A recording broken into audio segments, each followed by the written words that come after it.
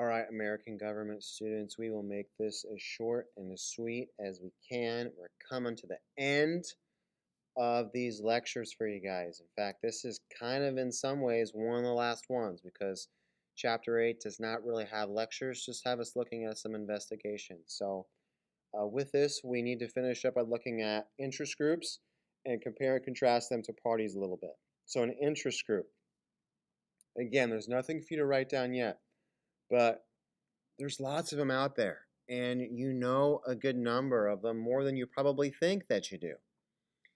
And you just have to know. You got to know that these entities, these things out there, they have an influence in government. They have an influence in the laws that are created, the policies that we have. And they're not necessarily bad things. I think that we need them. We need them. There is nothing wrong. There is nothing wrong with these groups lawfully supporting their interests. All right? But the reason we have to look at them is that though they're not a formal part, they're not in the Constitution. Though they're not a formal part, they're not in the Constitution, we have to recognize what they do, how they operate, and how they influence government versus political parties. So you can see, you've heard of them before: National Rifle Association, the Sierra Club, American Medical Association. And before you say to yourself, oh my God, Yawnsville, all right, these are important things that have impacts within your life and my life.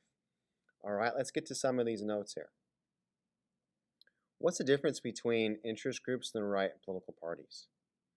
So political parties, they have lots of different interests that they have feelings about. For example, Democrats have an idea on gun control, on the environment, on this, on that, just like the Republicans do. They have this sort of umbrella, and all these different interests are underneath this umbrella on this political party's belief set. And they want enough of us to believe what they have under that umbrella for us to vote for them, so they can elect officials, so they can control government. Why then would they be a little bit more broad? What do you mean by broad, Mr. Pete? Well, they're not going to be, I think you'll see it more so when we talk about interest groups. Let's move over to interest groups first. Interest groups are going to be much more narrowly tailored to, this is how we feel about this issue: guns, healthcare, the environment, climate change, the spotted owl, whatever it may be. They want to influence people in office on their position. Okay? And they will give money, and this may seem kind of shady to you, but they will give money legally to different people in government to have them vote certain ways when it comes campaign time. You support this bill, you'll see money from us next time around. They are usually more sharp on positions. Let's take the environment, for example. The Sierra Club may say, hey, we want to combat climate change by, reducing emissions and this, that. They're going to have very sharp positions. We want this, this, this, this, and this. Whereas Democrats may say, well, we want to help the environment, but we don't necessarily want to have those sharp of positions. Why? We don't want to alienate too many people. We don't want to alienate too many people. All right?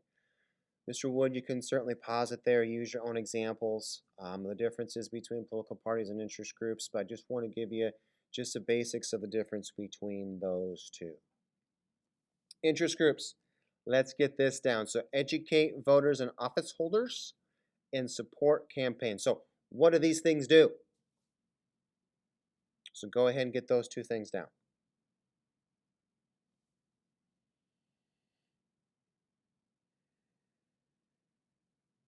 Now we're going to break them down.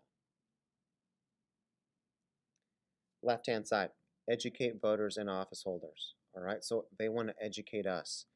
They want to educate us on how they see the future of guns or climate control or whatnot. They've got newsletters that they may try to send to us. They have newsletters that they may send to the media, and hopefully they'll do a story for them. They've got websites out there. They've got all sorts of things to try and get us to understand their issue and why people in Congress should feel a certain way about their issue and why you should feel a certain way about your issue. So you vote for the people that they want you to vote for come election time. Flip side, they're going to hire people to go and talk to people in Congress. It's a very complex world. It's a very complex world. So these lobbyists will go and talk to these people in Congress and say, hey, you've got this bill coming up.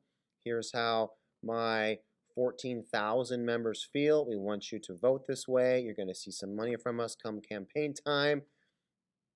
You get it. Take a look at that cartoon there. It's in your notes on page 75. So it's kind of a joke. Someone in Congress, nobody tells me what to say, and you can see the lobbyists writing it. Huh? Kind of funny. Support campaigns. All right? Lots and lots of legal ways in which these groups can support campaigns. Hopefully to get their interests supported, to get laws and policies to support them. All right, so this is on the right-hand side. So they will use your dues, if you're a part of that group, potentially to then give to candidates in their reelection. And certainly you can see that that can seem pretty shady to you. You can take a look at that cartoon, and there's probably some shady things that go on from time to time in these areas. But there's a lot of different legal ways in which they can do this. Types of interest groups. On the bottom, on the top of page 76. You do not have to memorize these, but then again, you're going to have your notes to help you with them. All right, the one that I will draw interest to you is the one at the bottom where we always think, oh, these are just issues within the United States. The United States is the most generous country in the world. We give more money to Africa and South America and Asia and you name it than anybody else in the world. And don't let anybody tell you otherwise. All right. Now, there's probably a good number of us out there that could probably be more generous individuals, but our nation as a whole, whether controlled by Democrats or Republicans, we're a generous country to other nations. And my point is that those nations come calling each and every day, whether it's a nation in Africa, whether it's Israel, whether it's a country in the Middle East, a European country, and they want your money, my money. So it's interesting to sometimes take a look at, certainly Mr. Wood, throw in any examples that you know, in terms of the amount of money that we give to other nations throughout the world to help them. To help them, all right? You can see $8 billion to Israel, all right? So you can see that there to help them in the Middle East, okay? This is kind of a fun way that I'd like for you guys to finish up the day with Mr. Wood there. I want you guys and gals to read this, and I want you to maybe get into some groups, and I want you to go through this. I mean, this is a real deal. That certainly could happen. The issue here is that we've got a pharmaceutical company, we've got a pharmaceutical industry, though right now, I mean, we're begging for them to do great and wonderful life-saving things for us with COVID-19, and it looks like they're gonna. But the pharmaceutical industry, drugs, legal drugs that is, are very, very expensive. Very, very expensive. And some folks say that these people make way too much money. So I want you to act like you're the 2nd District House candidate. You represent us here, and they've come forward for you from Pro Pharma, and you can see their deal right there to you. You can see the pros. You can think about the cons of this. And I want you to think about it. I want you to talk about it.